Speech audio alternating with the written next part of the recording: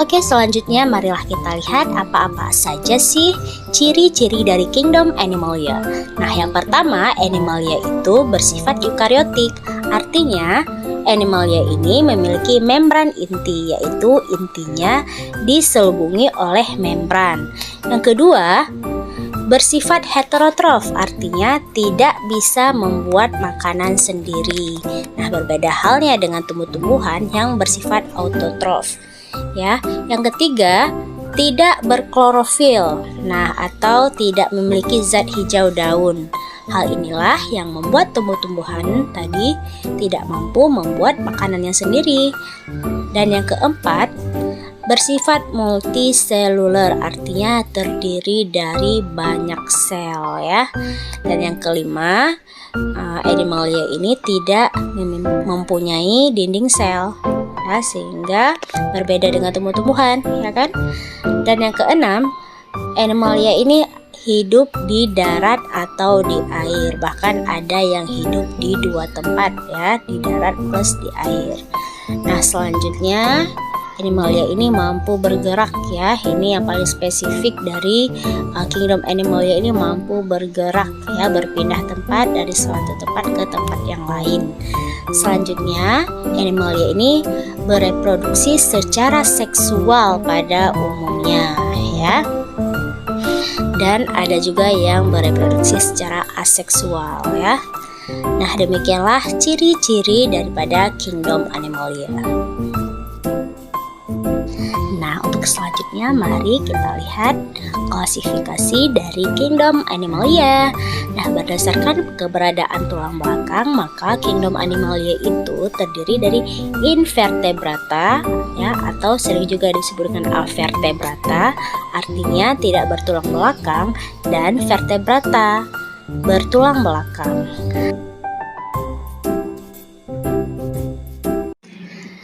Nah, selanjutnya pengelompokan invertebrata atau hewan tidak bertulang belakang maka dapat dikelompokkan menjadi 9 volume nih.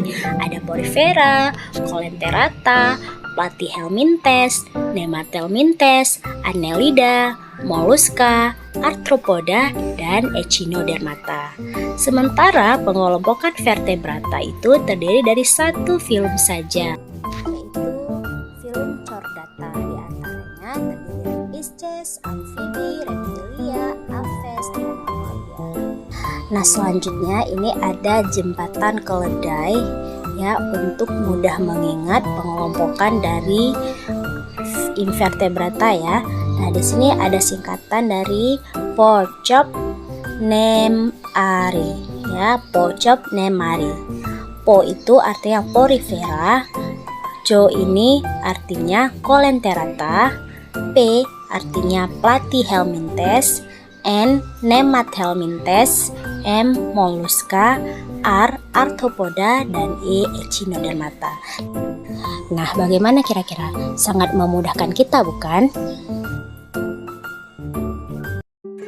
Oke, kita lanjut ke bagian simetri tubuh hewan.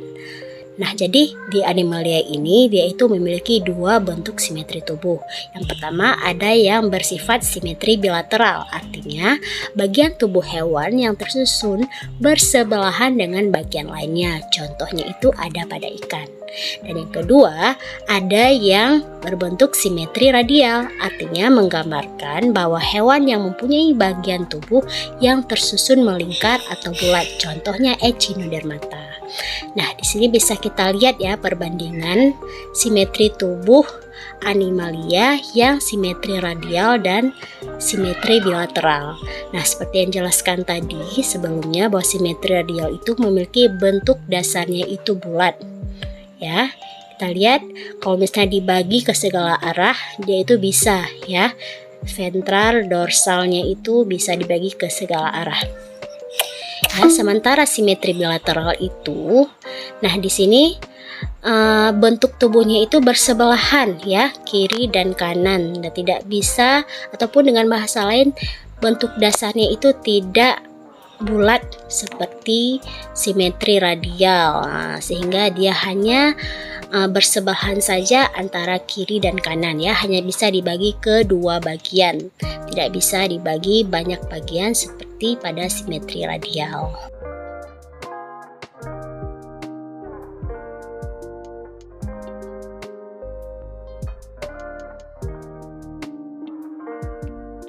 Nah, selanjutnya kita lihat ke lapisan tubuh hewan. Nah, jadi lapisan tubuh hewan atau Kingdom Animalia itu terbagi menjadi dua jenis ya. Yang pertama ada hewan diploblastik, artinya memiliki dua lapisan sel pembentuk tubuh yang terdiri dari lapisan luar atau ektoderm dan lapisan dalam atau endoderm. Misalnya ada di kelompok Cnidaria.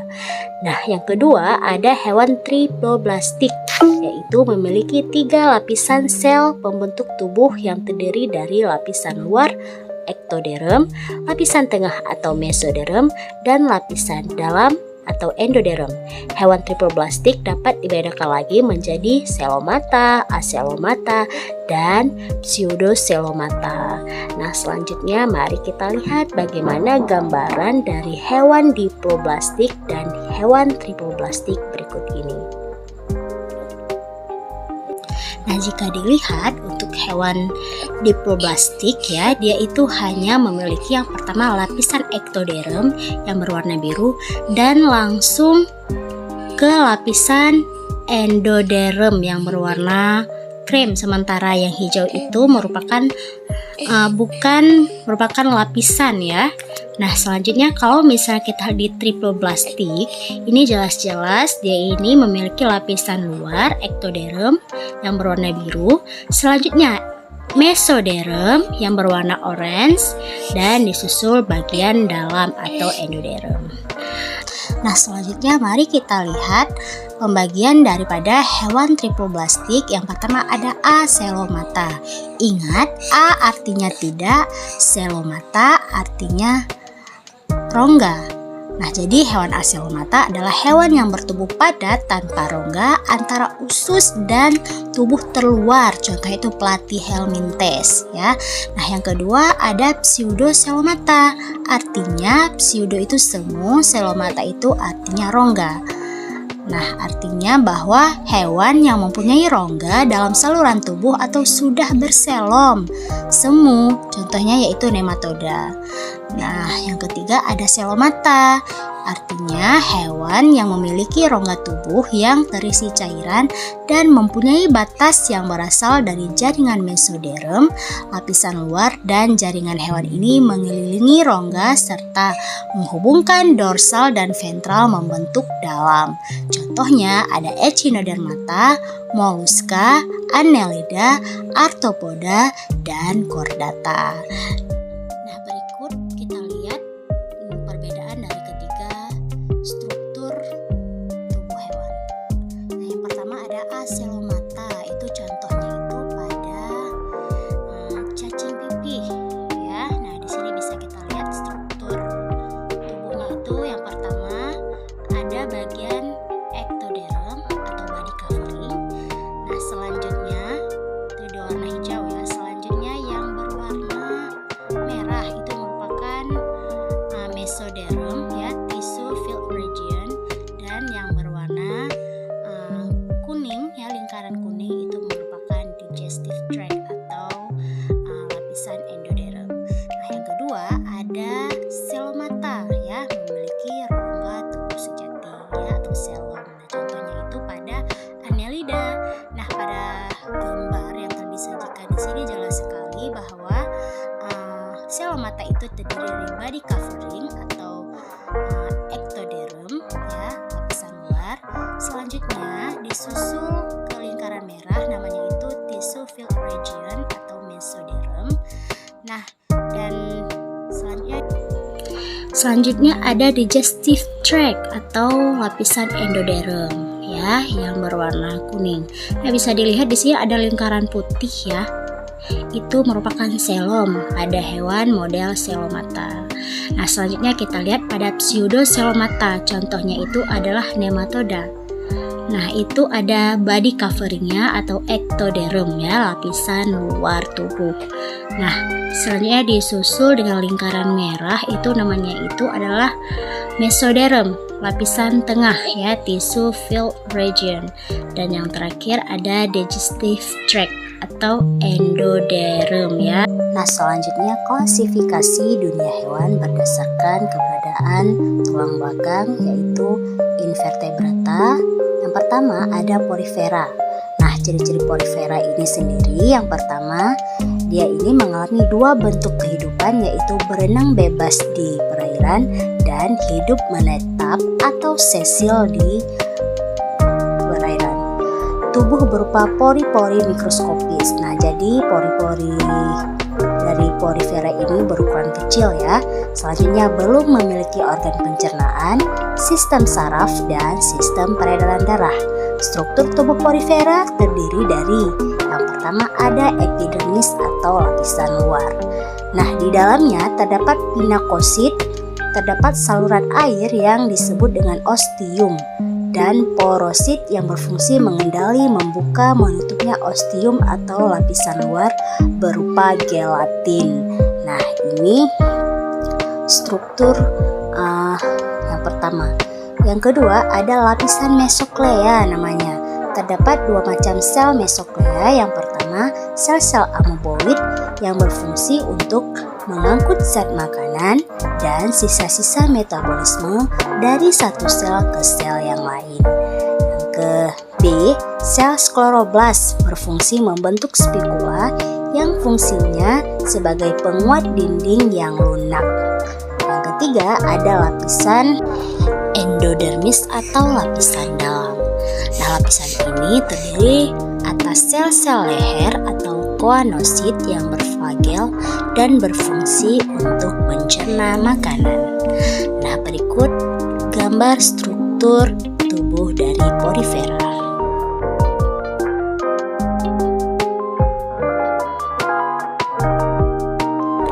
Nah, di sini jelas sekali struktur tubuh dari porifera itu ada osculum.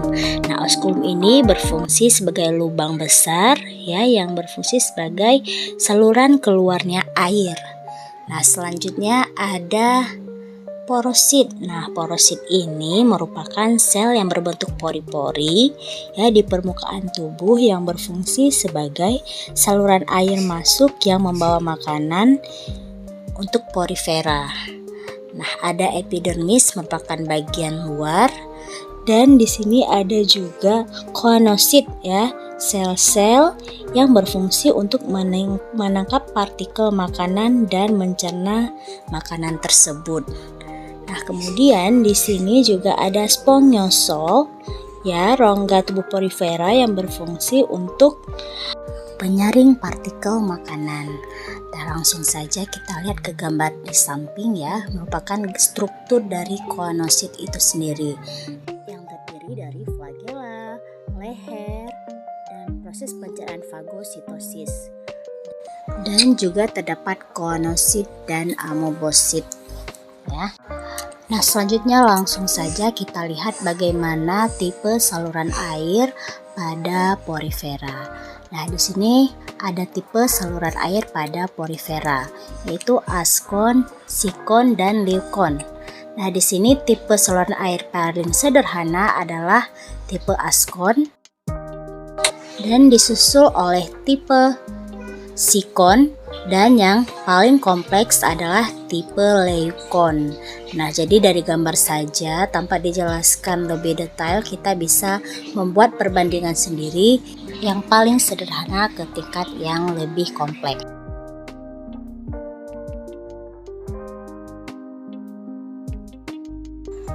Nah, selanjutnya kolenterata.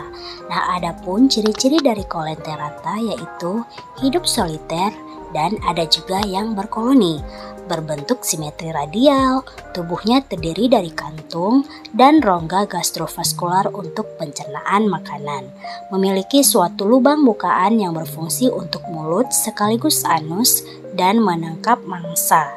Dengan tentakel. Klasifikasi kolenterata. Yang pertama di sini ada hydrozoa ya, contohnya itu hydra. Yang kedua itu ada scyphozoa, contohnya itu ubur-ubur ya. Jadi scyphozoa ini artinya itu memiliki bentuk seperti mangkuk.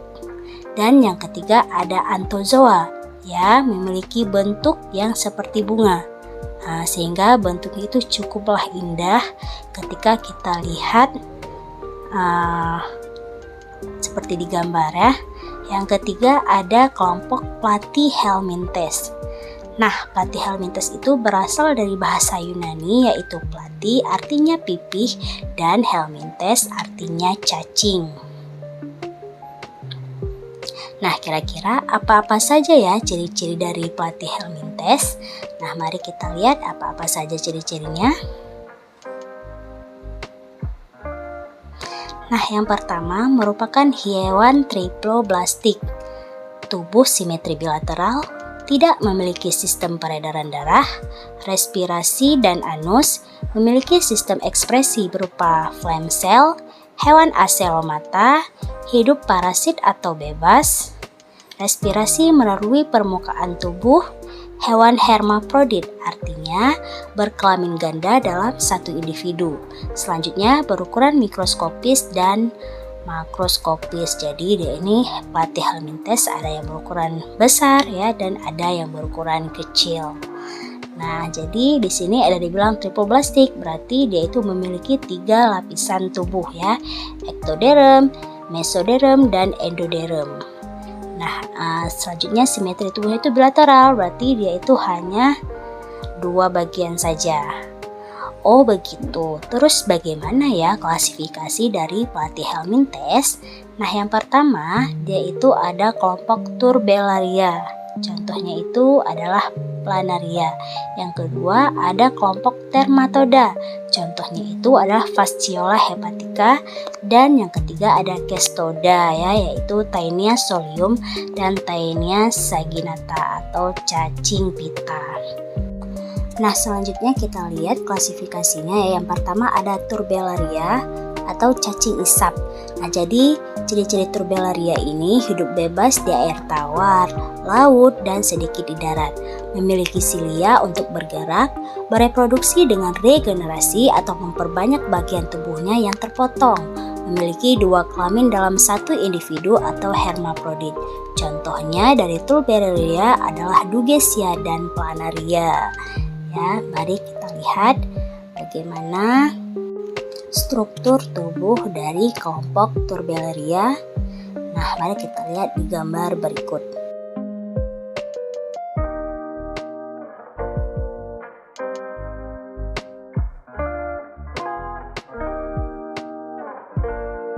Nah, selanjutnya mari kita lihat bagaimana struktur tubuh dari cacing Planaria berikut.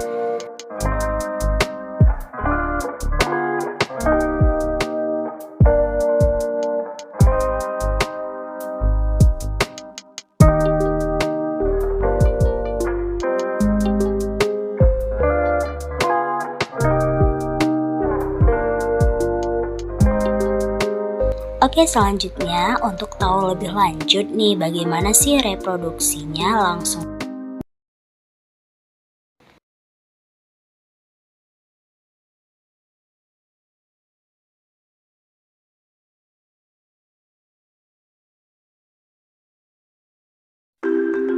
Salah satu majalah dari negeri Ratu Elizabeth menjelaskan, seekor cacing planaria bisa dipotong menjadi 279 bagian. Dan setiap potongnya bisa tumbuh menjadi cacing baru. Kok bisa? Apakah cacing jenis lain juga mengalami hal yang sama? Lantas, bagaimana perkembangbiakan cacing planaria?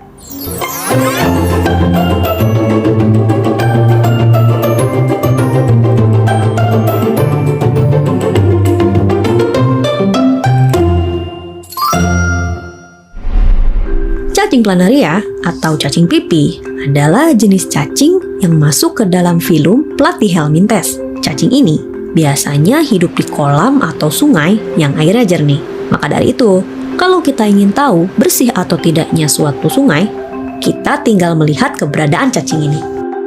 Berikut ini adalah ciri-ciri dari cacing planaria. Cacing ini memiliki panjang sekitar 0,5 sampai 2,5 cm. Tubuhnya berwarna putih transparan. Cacing ini memiliki kepala yang mengandung sepasang bintik mata untuk mendeteksi cahaya. Cacing ini berkembang biak secara vegetatif dengan cara fragmentasi. Berdasarkan cara berkembang biak, perkembangbiakan hewan dibagi menjadi dua. Ada yang generatif, ada juga yang vegetatif. Perkembangbiakan generatif artinya perkembangbiakan secara kawin atau melalui proses pembuahan. Sementara perkembangbiakan vegetatif artinya perkembangbiakan tidak melalui proses kawin atau tidak ada proses pembuahan. Perkembangbiakan vegetatif ini dibagi menjadi 3 cara. Ada yang membelah diri, tunas, dan fragmentasi. Cacing planaria masuk ke dalam fragmentasi. Fragmentasi adalah perkembangbiakan hewan dengan cara melakukan pembelahan pada bagian tubuhnya. Misalnya, kalau kita memotong cacing menjadi 2 bagian, maka dari sana akan muncul cacing baru. Mereka akan mengalami yang namanya proses regenerasi atau penggantian bagian tubuh yang hilang. Seekor cacing planaria bisa dipotong sampai 279 bagian dan masing-masing menjadi cacing planaria baru. Kok bisa? Hal tersebut bisa terjadi karena cacing planaria mempunyai stem cell yang mempercepat proses regenerasi. Stem cell dewasa yang disebut neoblast membuat planaria dapat beregenerasi. Sel-sel ini dapat membantu setiap jenis sel yang dibutuhkan untuk membentuk tubuh cacing. Satu lagi keunikan dari cacing ini adalah mampu menyembuhkan luka dengan waktu yang cepat. Diperkirakan hanya membutuhkan waktu 30 menit. Meskipun cacing ini memiliki beberapa keunggulan, cacing ini sayangnya tidak mampu hidup di sembarangan tempat. Ia hanya tinggal di tempat yang cukup kandungan mineral dan nutrisi.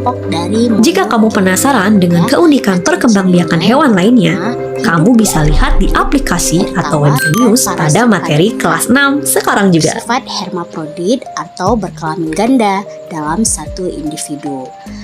Nah, jadi di sini monogenia ini bisa dilihat ya dari gambar itu, dia itu hidup di insang ikan ya kan. Nah, itu nampak sekali jelas insang ikannya sudah pucat, di situ terkontaminasi monogenia. Dan yang ketiga ada trematoda atau cacing hati. Nah, ciri-ciri trematoda itu sendiri yang pertama bersifat parasit. Selanjutnya memiliki kutikula atau pelindung dalam tubuh inang, memiliki alat penghisap atau menempel pada inang. Nah, karena dia memiliki alat penghisap ini, inilah yang menyebabkan kelompok trematoda tadi bersifat parasit ya. Jadi dia bisa menyerap atau semua nutrisi yang ada pada tubuh inangnya dengan alat penghisap tadi.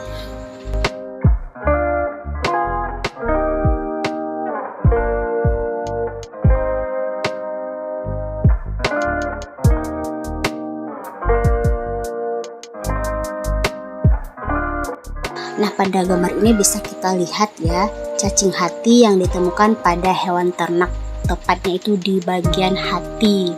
Nah, itu nampak sekali cacingnya ya yang sudah diangkat dari pisau ya, itu bisa jelas sekali sehingga kita perlu berhati-hati ketika membeli daging ternak, terutama bagian hatinya. Nah, jangan sampai ini terjadi ya.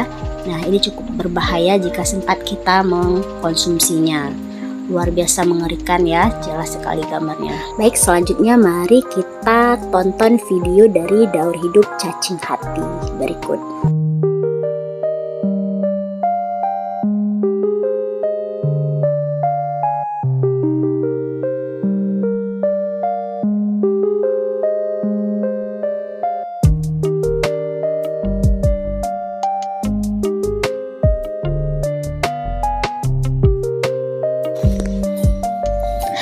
Nah, anak-anak, sekarang kita sudah memasuki kepada fase ataupun daur hidup Fasciola hepatica ataupun cacing hati. Nah, jadi sebelumnya kita harus ketahui bahwa cacing hati ini memiliki 2 inang dalam siklus hidupnya. Yang pertama ada inang sementara. Nah, di sini yang menjadi inang perantaranya yaitu siput air ataupun limnea. Dan yang kedua ada inang tetap, yaitu berupa manusia ataupun hewan ternak. Nah, bagaimana daur siklus hidupnya?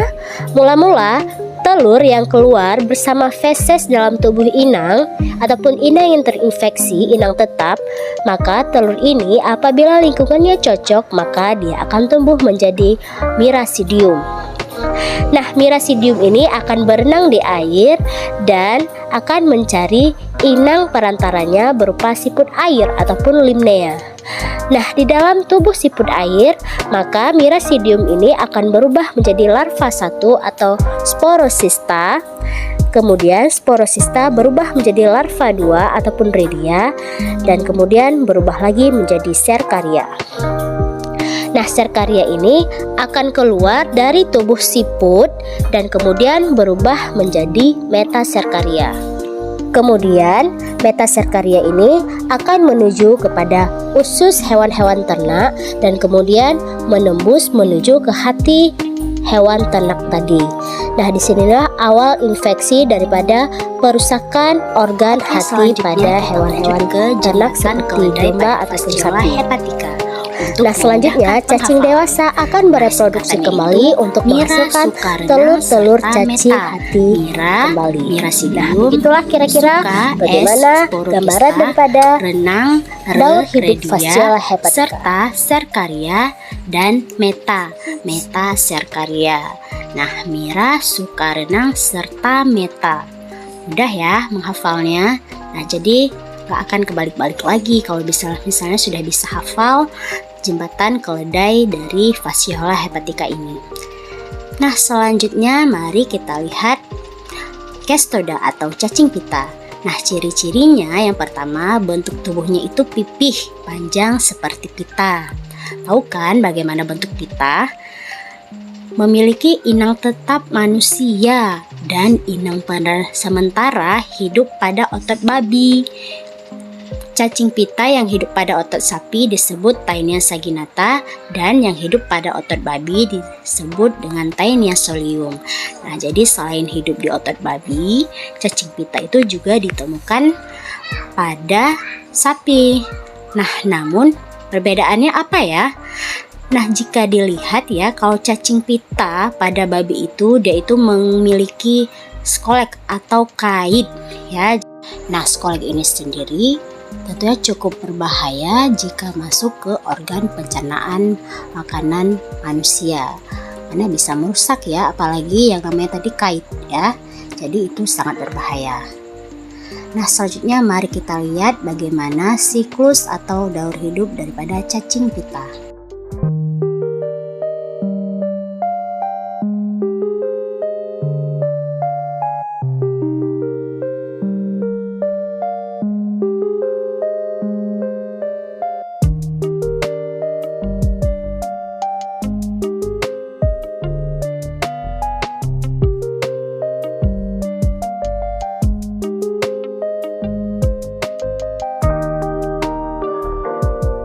Oke anak-anak, kali ini kita bakalan membahas mengenai bagaimana sih daur hidup daripada cacing pita. Nah, sama halnya dengan cacing hati, cacing pita juga memiliki dua inang pada daur hidupnya. Yang pertama ada inang perantara berupa babi, dan yang kedua ada inang tetap berupa manusia. Nah, bagaimana daur hidupnya? Berikut anak-anak.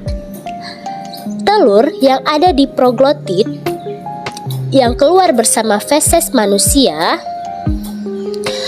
maka telur-telur tersebut yang menempel di rumput akan dimakan oleh babi. Nah, di dalam tubuh babi ya, telur-telur ini akan berubah menjadi onkosfer dan kemudian akan berubah menjadi larva heksasan. Nah, tepatnya ini di bagian usus babi. Kemudian melalui pembuluh darah, maka larva heksasan ini akan berubah menjadi Cystosircus atau cacing muda yang akan hidup di dalam otot babi. Nah, kemudian otot-otot babi yang